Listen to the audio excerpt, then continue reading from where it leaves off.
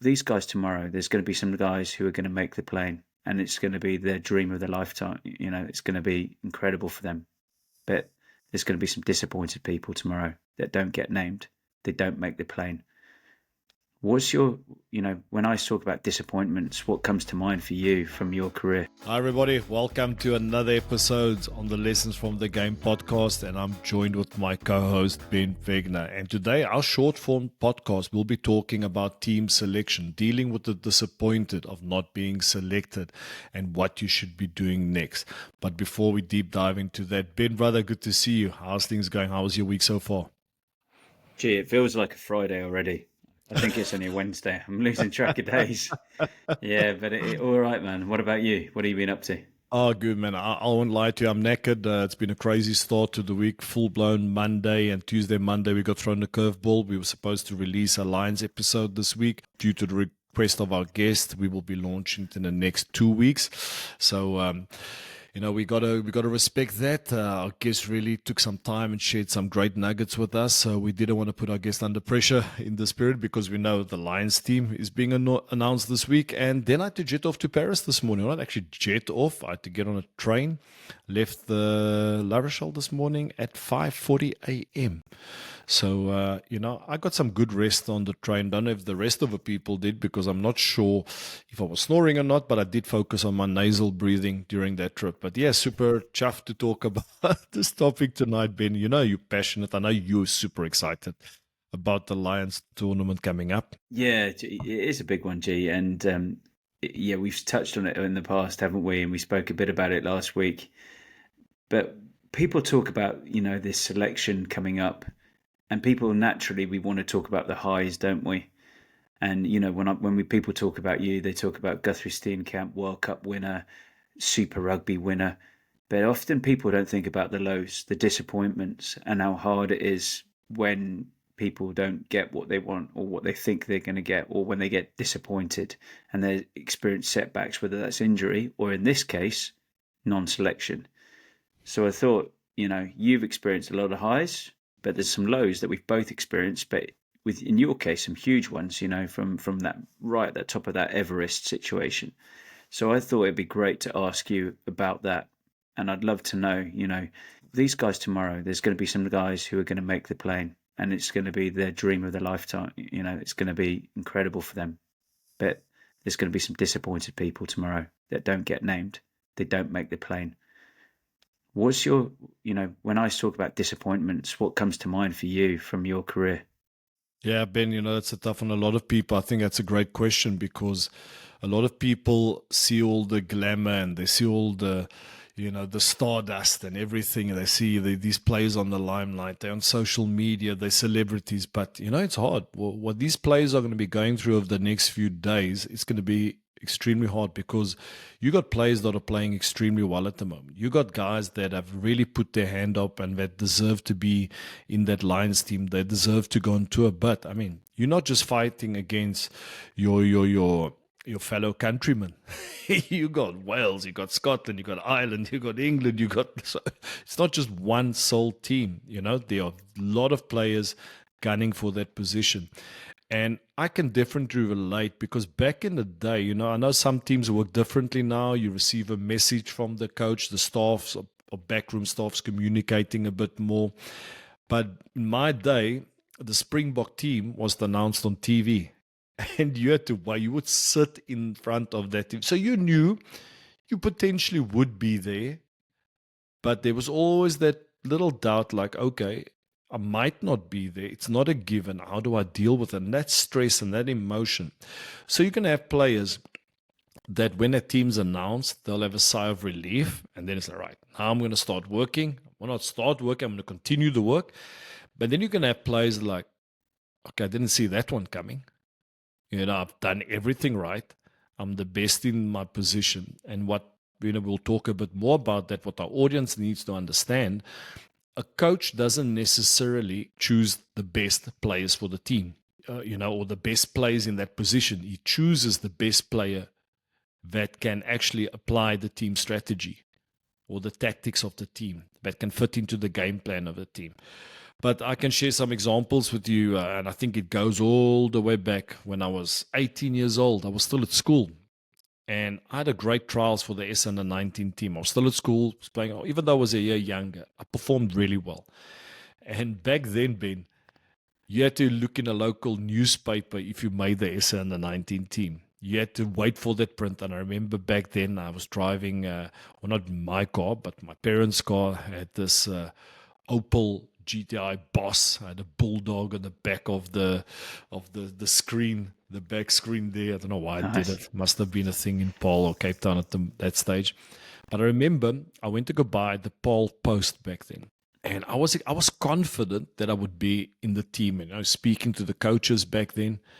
And when I opened that newspaper, I looked, I didn't see my name. I looked again, and it must be a mistake. I was convinced it was a mistake. And then it hit me. I didn't make it. Grown man, 18 years old, weighing 112 kgs, broke out in tears. So that was tough for me. And I can tell you this, even though I experienced that on various occasions in my career, where you get that chill down your spine that you didn't make it, and then you're like, what next? What next? It's tough. It was hard. I've experienced that in many occasions in my career. Yeah. I can go back to 2007. I did not play in the World Cup final. We've spoken about that before on the podcast. In 2007, I didn't play in the final. But then I had to switch quickly because it wasn't just about me. It was about my country. I needed to pitch up for my teammates because I was sitting sulking and feeling sorry for myself or being pissed off at the coach. You know, that's when things become quite tricky. So, yeah, just that insight. I can tell you this is going to be an emotional roller coaster the next few days for the players, waiting for their team to be announced, because there are some players that have definitely put up their hand individually. But I think it's going to come down to, will they be fitting into the game plan of Andy Farrell, the Lions coach? You know, we love talking about the lessons from the game. We started this podcast because of that, and the parallels with what everybody else does in their workspace and in their daily life, and that you and I do as well around our day job, you know.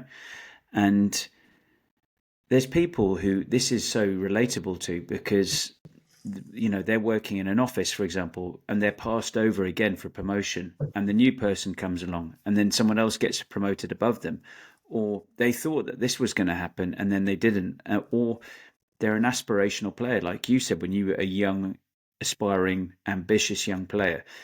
What people, I think, sometimes forget when they're dealing with those youngsters is that's their Everest at that stage, isn't it? That's the biggest thing they've done to date. That for them, that is the most important thing that they've ever done to date.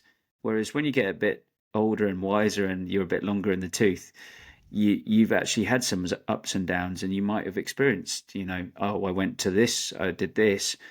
And so I can, in a moment, it might not be the biggest thing, but if you don't make an age group team at that stage, that's your biggest thing. So how do you deal, you know, for people listening who want to get some practical help and advice and guidance, how do you deal with those situations? You know, the situations you just outlined, for example, not playing in a World Cup final, the ultimate, you know, what process do you go through? How do you deal with that? How do you handle that? Today's Lessons from the Game episode was possible thanks to the support of Harris Begley Financial Planning, headed up by former Blackheath player Matt Begley. They are the experts to speak to for tailored advice on investments, mortgages, insurance, and pensions, helping you plan for a future of financial security. So when you think money, think Harris Begley, and head to www.harrisbegley.co.uk. Approver Quilter Financial Services Limited and Quilter Mortgage Planning Limited, March 2025. You know, been great question, because that's not the easy one. From my experience as a coach, coaching at professional level and semi-professional and amateur over the last 7 years, I've firsthand seen where players get it wrong. Players that don't make the team, they sulk, they get frustrated, they become disruptive in the team. And sometimes even as coach, you need to ask yourself, do I want this player here? Maybe it's better if he doesn't train with the team. There's all those different scenarios, and, I won't be able to touch base on all of them. But I think if I start with myself first, I always like to look at myself first. It's always easy to say, but this guy's doing that. But if I take myself, there was a stage in Toulouse. I wasn't in the team. I wasn't even training with the team. I was pissed off. I was upset. And it happens. It's rugby. Back then, players like Cyril Bay was coming through, Jules Marchand, the new generation was coming through, which was normal. And it was a tough time for me as a rugby player because I was at the end of my career, but I still felt I had lots to give. And I remember we playing the Saturday, Friday was captain. So I'm not involved in the team. I didn't get any reps at training the whole week. So I was in my headspace, I was nowhere near ready to play that game. And I remember the Thursday night, went out for awesome dinner, great côte de boeuf, had a good few glasses of wine with some of my friends. Had a late night. Wasn't overly crazy, but it was sufficient enough. So obviously, in my mind, captain's run the next day, I'll do my fitness, I'll sweat it out, good, done and dusted. I'm not playing the weekend. And then we're sitting in the meeting before the captain's run. And Ugo Mola announces the team. And starting at Lucid, G and Corey Flynn was sitting next to me. And he looked at me and he burst out laughing. He said, G, you got to get some power aid in, man. You got to get a power aid in. And we're laughing about it, but I'm not proud because the consequence is I didn't have a great game. Okay? The opportunity came, Ben, but I wasn't ready for it because I was not in a good headspace. I was frustrated. I was mad. The fact I wasn't not playing. So the lesson in that is you have a few choices to make. You have, we always talk about the fight, flight, or freeze scenario. With the chimp brain, you want to react, you want to be angry, you want to be negative, you're not wrong, the coach is an idiot. I've been there. I've reacted like that before. But what you should be doing is trying to understand, okay, why am I not playing? Why did I not get selected? What is the reason for that? Because once you have that information, then you can say, okay, I didn't get selected because of this. So what do I need to do now to get back into the team? And often players spend too much time and saying like, but it's unfair and this is bullshit. Why am I not playing? I'm better than that guy. He's not at my level. Oh, he got killed in the scrum, but they're still playing him. If you understand why you're not playing, then you can work on a solution. I think that's very important because coaches look at everything. And being a coach now, Ben, if I look back at my career, then I've identified key moments where, you know what, that's on me. I wasn't giving a good image of myself at certain moments when I wasn't playing. They saw me, maybe the coach was thinking of giving him an opportunity, and they could have said, like, is he in the right mindset to play? He's not giving it his all at training. So my advice there is, as a player, if you don't get selected, if you're not selected for the weekend or for a team, okay, take a moment, take a minute. I always like to use this, the tool from the blue brain and the red brain. Step back, step up, and step back in. So step back, try to figure out what just happened, why did it happen, why you're not in a team, get the information, then you step up. So that means you create a plan, you decide what's the action plan, what do you need to do in order to get back into team, and then you step back in. So that means then you start training, then you start going. That's from a rugby point of view. So I know there's more questions, my apologies, Ben. But coming from a personal point, because I've got both worlds, when I was pitching my services as a consultant, team building sessions in the corporate space in Toulouse in France, obviously the door got opened up for me because I was a former rugby player. And we always talk about talent gets you in the room. But what are you doing to stay there? So I would get into the room. So my persona as a rugby player or former rugby player, Springbok player, got me in the room. But once I stepped into that boardroom, these guys wanted to know, okay, I'm paying a certain amount of money. Is it worth it? So in the beginning, I thought it was going to be easy. Okay, it's Gurthro Steenkamp, former Toulouse rugby player, Springbok player. I'm going to just share a few anecdotes, tell a few stories. Okay, resilience, mindset, performance, let's go. No, they wanted to know what's my structure, what was my message, what was my format. And there were times I didn't get it. And it was tough. I was like, oh, so what did I do? I could have said, oh, this is going to be tough. And that was my stage of my post rugby career, in that dark period where I was still figuring out who I want to be, figuring out my identity. And all I did was just kept on going. If I probably would have 20 different interviews, 20 different pitches, and I would maybe only get 2 out of them. But being inconsistent, and if I had to have that mindset, okay, I'm not good enough and have that imposter syndrome, I believed in myself, I backed myself. But then what I did do is I started reaching out to former sponsors of the club that that a great relationship with. I said, listen, yeah, this was my pitch. Would you mind me doing like a little pitch with you and you give me feedback? And then they would say, okay, gee, but that's where you went wrong. This is what you should have said. Cool. You're too low on your budget. They don't think you're serious enough. Or you pitch too high. This is what you need. These are the words. This is the language you're speaking. Did you actually ask them what do they need instead of you just coming boom? So from that side, I learned that also you need to understand. If you get overlooked for a job, you also need to know why. Did you give sufficient reason for your employer to give you that opportunity? Does your manager or your director even know that you want more responsibility? Do they even know it? I'm a scrum coach at La Rochelle, but I make sure that my peers know that I don't want to just stay a scrum coach, Ben.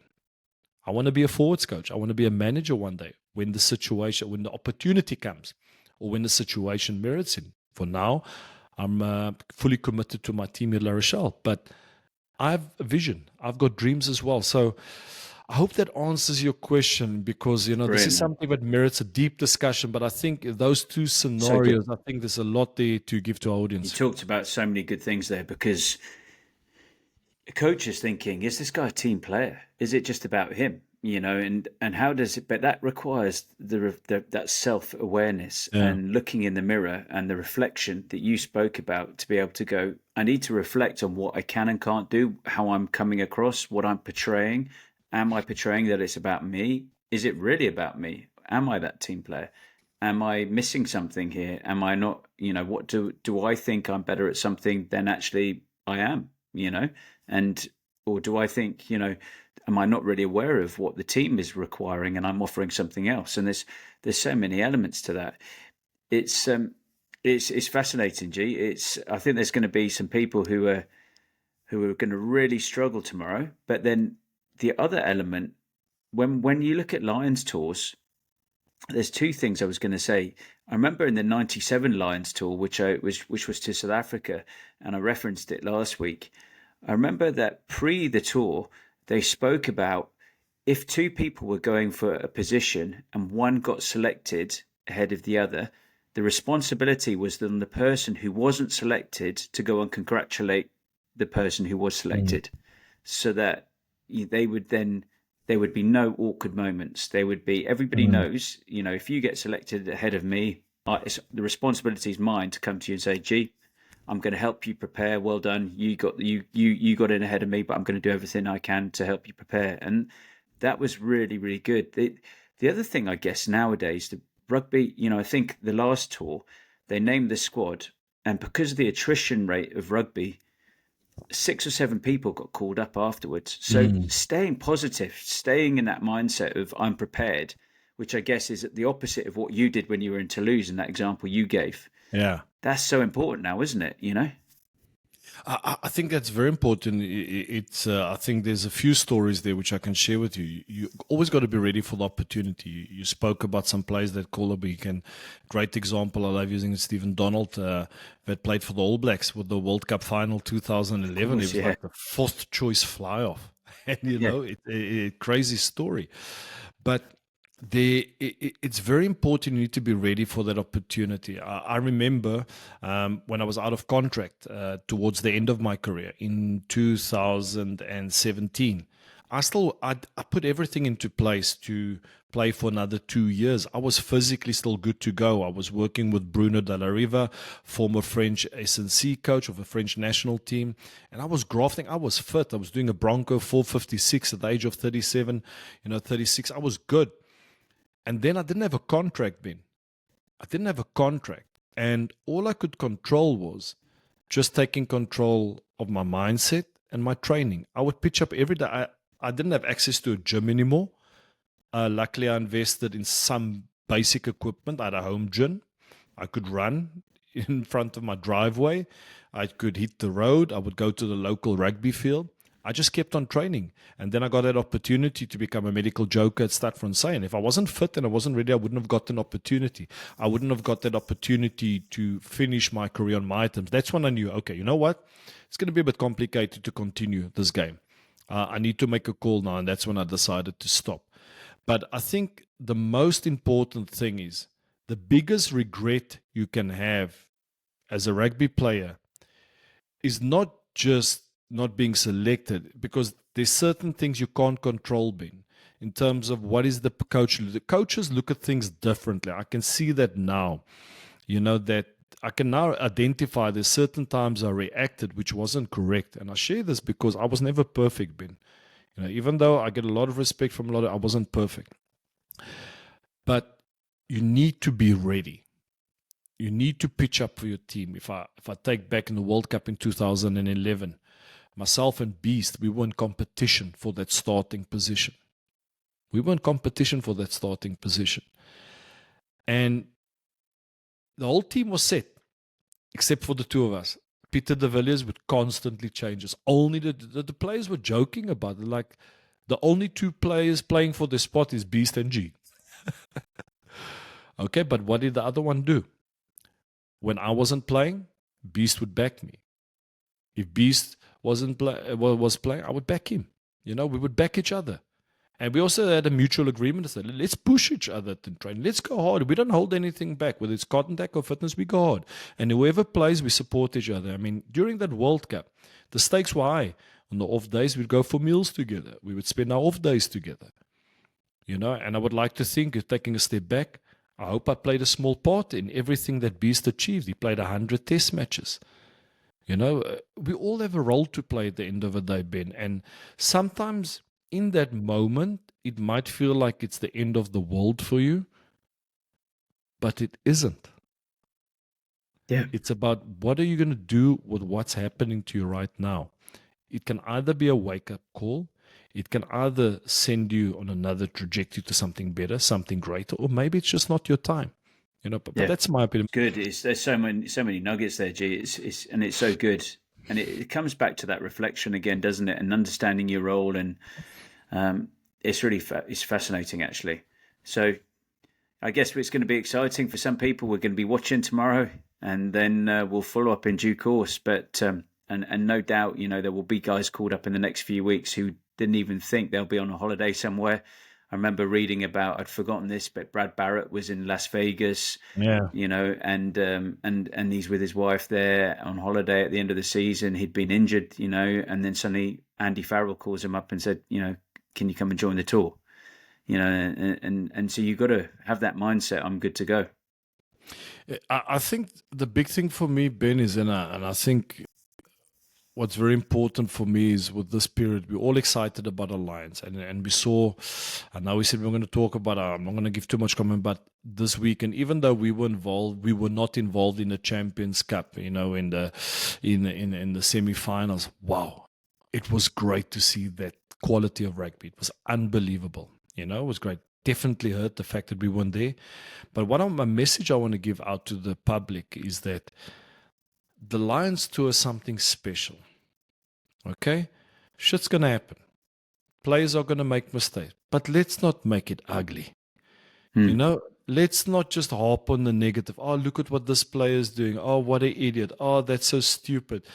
And that's another thing. Social media is going to take control, because not take control. It's going to have a massive impact on us, because I remember when I played, you would have pressure. But today, Ben, You make a mistake, it's a viral TikTok reel or Instagram reel. It's going to be all over the show. You can be Yeah. right there. That's going to be, imagine this. And I'm not saying this is going to happen. Henry Pollock, right? It's Henry Pollock, yeah. Unbelievable player, youngster, played for England. We saw what he did for Northampton on this weekend. He's on a high at the moment. He's all over social media. Imagine this. If he gets selected and he fucks it up, what's going to happen on social media?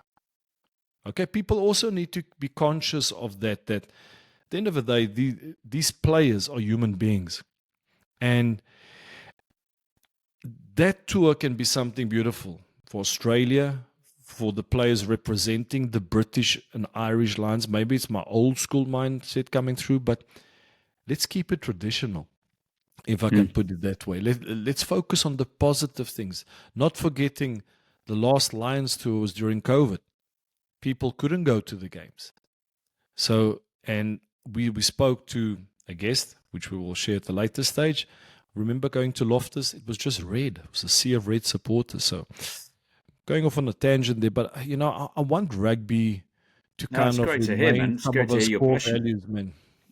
Yeah, it's brilliant. It's great to hear your passion on. Yeah, I agree with you.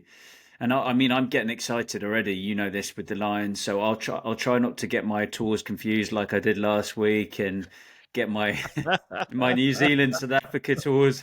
I think I'd recently watched a documentary. Probably not getting enough sleep. What's the Flower Bomb? The Flower Bomb series. Yeah, man. Don't. Do you know what? I worked out why I got it wrong. I don't know about you, but I get so annoyed with myself if I get something like that wrong. And I was just like, I know what it was, because when I was a kid, I was bought my first sort of awareness of rugby. My dad bought me VHS videotapes, and that's all we had, because there wasn't like loads on on TV and stuff. So I had a Barbarians one, I had 100 Years of All Black Rugby, and I had a Lions one, and so they were what you watched. And the 100 Years of All Black Rugby had the Lions tours there, but also it had the Flower Bomb series, and stuff like that. So I was like, oh, at least I've worked out why I got it so wrong. but it's exciting, man. I promise not to get too carried away. No, but Ben, that's also great. That's also what we're all about, for all our listeners and viewers. We're always debriefing these podcast episodes. It's a great opportunity for us to learn, not just about ourselves, but also our guests, but it's also about keeping us accountable. I think, I've shared this before, maybe on social media, but since starting this podcast journey, Ben, it's transformed me. Even taking into consideration with the team where I'm coaching, we went through a tough time the last few months, struggling to get that win going. And, the comments we were getting, the feedback we're getting, I just want to say thank you to our audience. It really boosted me, and it really felt that what we are trying to do, Ben, we are impacting people's lives. I think we are changing the mindset of people. We are inspiring players and coaches. I think, when we decided to set out on this journey, starting this podcast, that's what we said. We want to impact the lives of young players and inspiring coaches. And just want to say thank you to everyone. That this podcast is really giving me so much energy. But most importantly, it's amplified my coaching as well. It's allowed me to think outside of the box. How can I say, stay resilient in tough times. I'm finding the right message, learning from our guests, learning from you, Ben. We're completely different. We might have the same haircut, but we are completely different. And I must say, man, just from my side, I enjoy doing this with you. Really, it's I've done a podcast before on my own, and I just want to say thanks for all the effort that you are putting in as well, because you're doing a lot of coaching as well. I know you are working hard as well and grafting, mentoring a lot of players. So thanks for the effort that you're putting in. And this is what our podcast is about. We keep each other accountable. What you just did there, Ben, you got it wrong. You corrected it. And that's what I'll do exactly the same. If I get it wrong and I realize it, I will always apologize on the show. Say, this is where I got it wrong. I made a mistake. And please, for our viewers, if we mention something, if I pronounce someone's name wrong, tell me, please. I'm not good with names. Tell me. Man. But that's what we're all about. And it's just, I mean, I'm really enjoying this, Ben, just having this chat. It's like a therapy session for me. Whenever we're done with this, I have too much energy. Yeah, thanks, mate. I really appreciate it, and likewise, and I think it's really good that we've said from the outset we didn't know where this is going as a pod, and I think people when we hear from them they can relate to that because that's authentic, that's real. It's not polished, but it's actually authentic, and we're growing organically. We're getting really good and different feedback, good and work ons, definite areas, which is great, and. I feel like each week we're just learning a bit more and reflecting a bit more and doing the things hopefully that we're talking about and sort of guiding people with. So yeah, I'm excited about the Lions definitely and where we're going as well. Yeah. On that night, Ben, before we just sign off, I just want to, please, guys, we do realize that a lot of you that are listening and watching our podcast are not subscribed to our show or not following us on the various platforms. So please give us a follow, subscribe, like. And if the platform that you are watching or listening to our podcast, please leave a comment. Let us know what you think. Give us feedback. Good, bad. Feedback is there to help us to evolve and grow the show because we would like to have some unbelievable guests on here. And also give us feedback from our short form. What would you like us to talk about? Should we shut up and keep it short? Should we maybe speak a bit long? Because Ben, right now, I feel I can just keep on talking with you, man. We can just keep on going. There's so many stuff we can chat about. Yeah, But well, there are some gems there when you talk about the that's your experiences with the World Cup and with other big events in your life. There's definite transferable skills that you've attained and developed and had to refine that people talk to us about and ask us about and benefit about. It's not just, oh, I'm a fan of rugby, therefore I'm trying to copy something. No, it's like, well, this is actually what I went through. This is what I had to learn. This is how I had to reflect and change what I did or enhance this, grow and move on. And I think people relate to that, don't they? So yeah, sorry, mate, I interrupted you with my excitement. no, honestly. No, but Ben, funny thing, I forgot to tell you this. With everything going on, we're seeing with a lot of rugby players that have TBIs and their post-career struggling to remember certain games. And I won't lie to you, there was a stage I was worried about as well. But doing this podcast, all of a sudden, new old memories are coming back to me. Yeah, The one what I shared the story about Toulouse, and all of a sudden, it's like I'm starting to relive my career again, like I'm watching my own movie, which is brilliant because the questions you sometimes ask me when when I'm in a car, we're chatting, we're talking about the show, then it triggers something. I'm like, yeah. okay, that actually happened. And speaking last night to one of my former teammates, that's why I really enjoy this journey. We both have so much to offer, and this is a really great space to be in. Like we said from the set off, we don't want to be like other podcasts, there are other rugby podcasts. It's pure entertainment. There's a place for that. I listen to some of those podcasts as well, Ben. But this is not what we're trying to achieve. We're giving real insights, and maybe for some it's too serious, but I don't really care. This is what we're Oh well, passionate about. yeah. When you were saying that the stakes were high between you and Beast in 2011 at the World Cup, I wanted to jump Which in and stakes? say, what type of stakes? Definitely. Well, All I right. was envisaging like plates, all you can eat, like buffet, like T-bones. Oh, Yeah, that's so another story. That's another story. By the way, we got an awesome guest lined up talking about nutrition. So we'll be sharing some more information on that awesome. soon. And yeah, Ben, we got some awesome guest lines up coming up. We got some international coaches coming on. We got former international players who were legends of the game, Yeah, Springboks, All Blacks. We've got a few yeah. One of English the guests blokes coming lined up, up as just well. And, it's been yeah, great. And just from that side, guys, you know, we're very humble, guys. If you know of any guests, you've got a great relationship with them, please send them our way so we can have these conversations with them and share their lessons from the game. But Ben, I think we need to get going because otherwise the same's going to happen what happened last night. We're going to be way too pumped up on energy after these pods, which always happen. We need to try and do these pods a bit earlier in the evening wrap it up. because after this, I'm Yep. like I was knackered before this podcast. I'm just loaded with energy. But okay, that's me. Yeah, know what you mean, mate. All right. Cheers, guys. Have a good night or day wherever you are. And thanks for all the support. Ciao. Cheers, guys.